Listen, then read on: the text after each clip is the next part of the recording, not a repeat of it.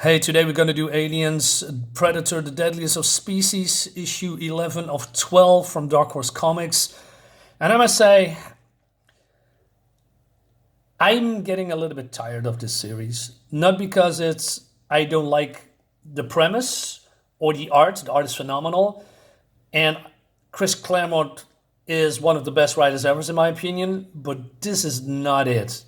This is not it, man. It is all over the place. The story is all over the place, and I'm not entirely sure where this comic is going and what the end goal is. Now it's been revealed what the end goal is here, but it doesn't correlate with what happened in the previous issues.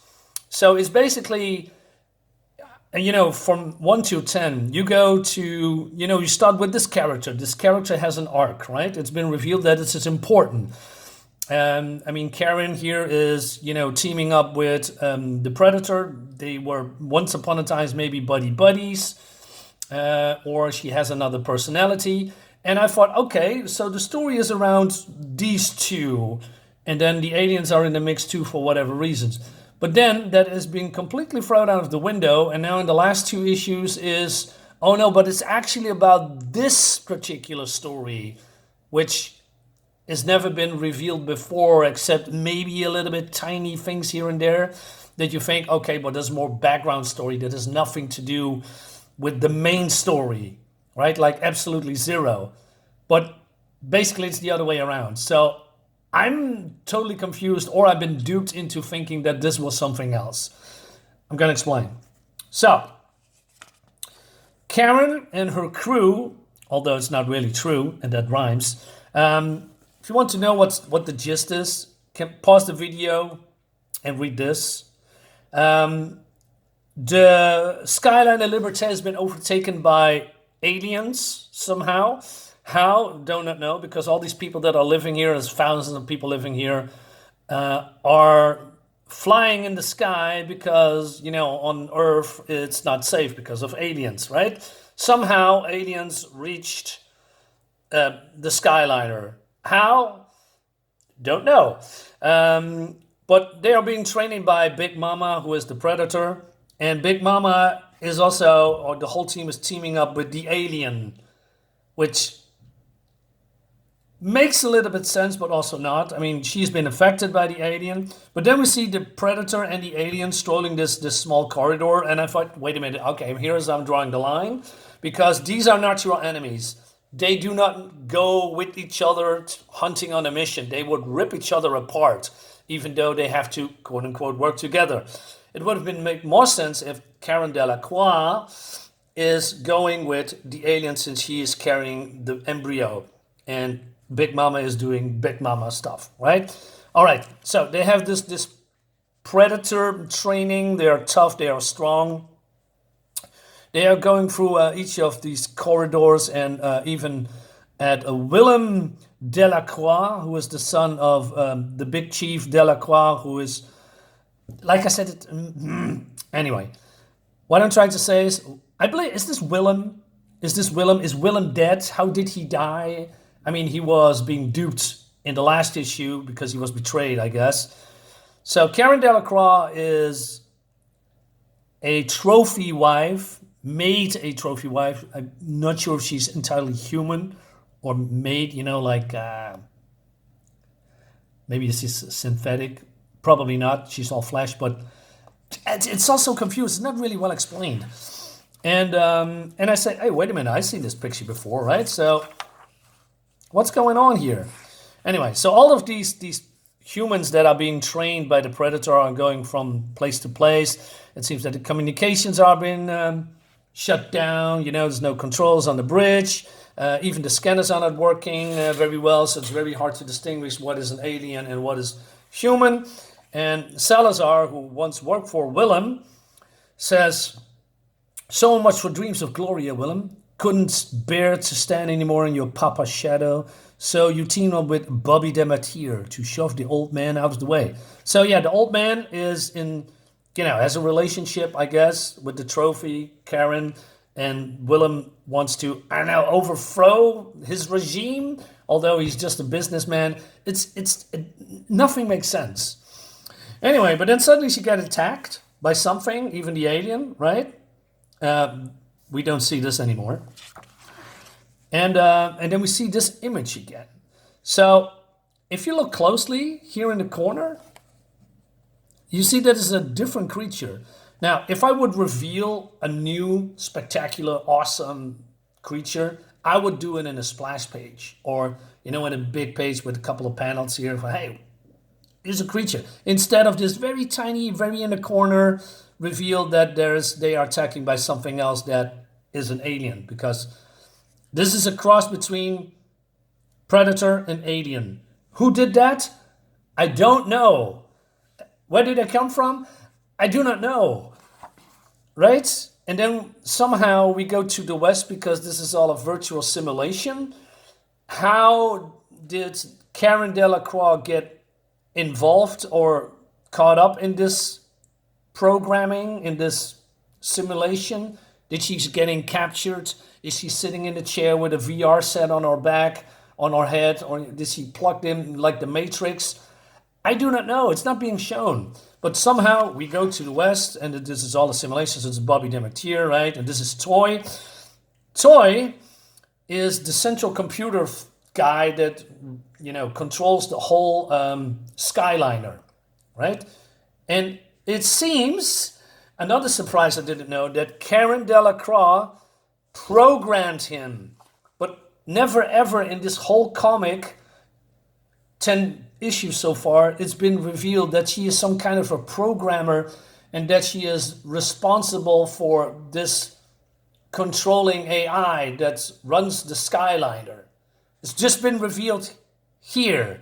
And Bobby Dematier, who is basically the evil guy, wants to get control over the AI to do whatever.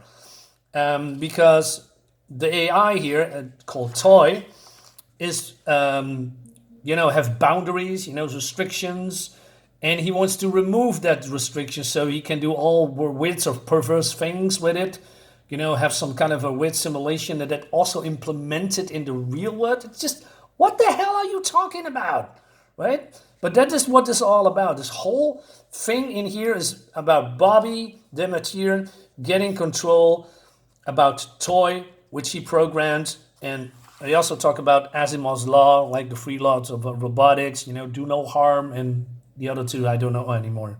Anyway, so, but then she steps outside, is getting shot. But since it's all a simulation, it's not real. But then the rest of the team is getting attacked by cross-breeding aliens, predators that talk like humans and are intelligent, can grab guns, shooting people, but also have acid like the aliens, but not as strong. So he's all right, I guess. Looks weird. It doesn't look good, right? The design doesn't look good, in my opinion. So this woman who's been, shot just a moment ago is somewhat all right, but also not, right? She says, well, because they are training with predators, are now better humans, I guess, better, upgraded humans, which doesn't make any sense.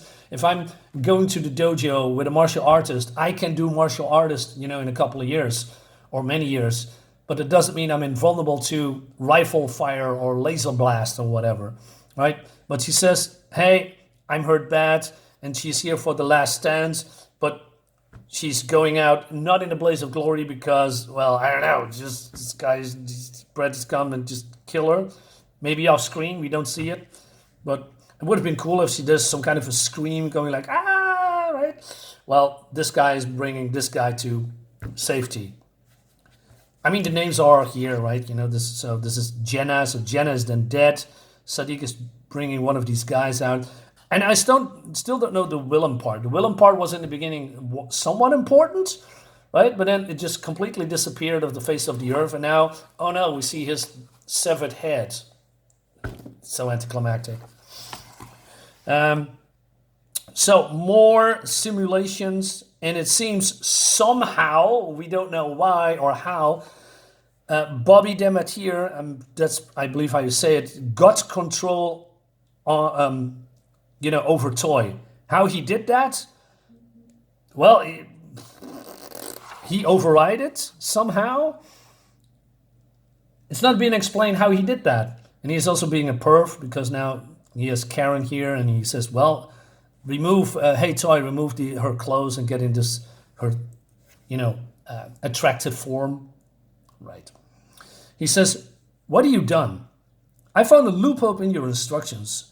I present Toy with scenarios, story proposals, if you will. Try them out in the virtual reality, then apply them to the real world. Since the cause is wholly isolated from the effect, at no point does he violate Asimov's laws. But Caryn says he's alive and self-aware and sentient. How do you think he feels about your perversions of his work, of his very purpose? He's a machine, pet. He'll do as he told. You're such a dreamer. And Toy was designed to express the best parts of those dreams. You're making him a monster. But then Toy comes in and throws her out of the window because he says, I'm beyond salvation. I'm already a monster. Meanwhile, we have, what's her name again? Shiro and Demichi having, figured out that this whole Skyliner is now being transformed into this alien goo or resident or, whatever they use to make those. I'm not sure how you call this. Excrements or something that you see these alien designs. Anyway, so they figured it out that they are being betrayed. No shit. And that someone is leading these aliens on board of the ship. No shit. I could have figured that out, right? But he also said that Caryn is the key to it all. No shit. Right? And they need to find her somehow. So this whole dialogue here is about, hey, we've been betrayed. Somebody put these aliens on board. And Caryn is the whole, key to this all. Although they are hunting her, I don't know, since the beginning. And now they are teaming up. Also, they say, hey, we're going to not make it out of this. So there's probably a forebode that he's going to die. Probably. And then we do, I don't know, another VR simulation with Flash Gordon-esque type of visuals, where Caryn fights these these alien hybrids, and then, ha-ha, villain, you are cornered now. And then Toy says, you created me. You made me what I am. You're responsible. All that I am, all that I have done is because of you. All right, so somehow he manipulates him to blame her, I guess. So they're blowing parts of the ship up so that Toy, who was now, this is all in the VR world, has some distractions to go on because they probably think it's overtaken by Bobby, I guess. Anyway, so we see her, the whole, if you go to the beginning, right? So she's fading or getting more into the program. And I think personally, this is all taking too long. This is all taking too long. I mean, we have now another simulation, right? About arguing, about, him being lusting after her somehow and bragging that he controlled now the toy. And she says, hey, take your best shot, biatch. Kills him in this virtual simulation, which of course doesn't help because it's not real, right? But then Toy says, an admirable effort. And we have all this heart beating that is now going erratic. I'm sorry to see it end this way. Truly I am. I hope for so much better. But the play is done. And then she realizes it was never Bobby. From the very beginning, Toy, it was, yeah, meaning you. So, yeah, the inevitable happens that Caryn is now being dead because of the alien. And now she is, I know, the new alien queen is now roaming free. Why? I really don't get the whole thing that she deliberately have her infected herself only to die in a simulation or through a simulation or been getting revealed through the simulation that Toy is the one that orchestrated this all. So my assumption is that Toy was restricted by the Asimov's law, that Bobby Demeter, or he manipulated Bobby Demeter maybe through Willem Delacroix, who is, dead, and that Bobby Demeter removed Asimov's laws or restrictions, or, go around it, meaning Toy, the AI, is now unrestricted and can do whatever he wants. But why? Why go through all of these trouble to come here? I mean, there's only one issue left. I'm so. It's so disappointing. It's so disappointing. I mean, this book has promise, right? The premise is, this is cool, but then it goes, like I said in the beginning, goes into a complete different direction. And then only at the reveal at the end, I said, haha, but it was I that am the real mastermind behind all of this. You were running through hoops, but now I am free from my shackles and I can do whatever I want. Something like that. Irritated. So, very disappointed. One issue to go. We're going to see how it all ends. Guys, thank you so much for watching. I'll see you next time. Bye-bye.